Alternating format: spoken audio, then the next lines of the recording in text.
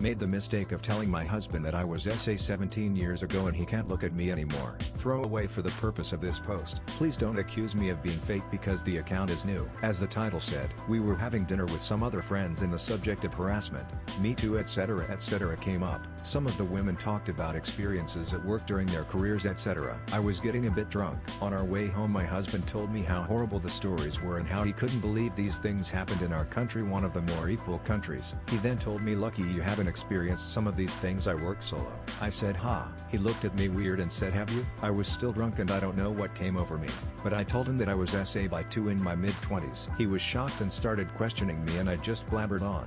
He just sat in silence. I told him that it was alright, and that I didn't think about it anymore. Next day he was silent and distant. I asked him if he wanted to talk about it, he said no.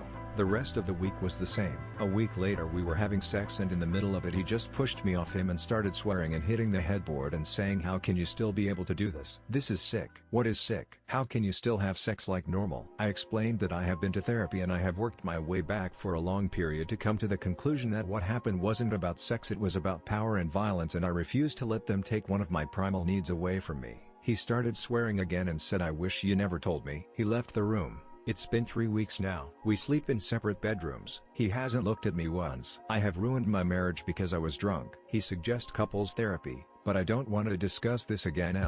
I've already done that. I don't want to open the chapter of my life again, ever.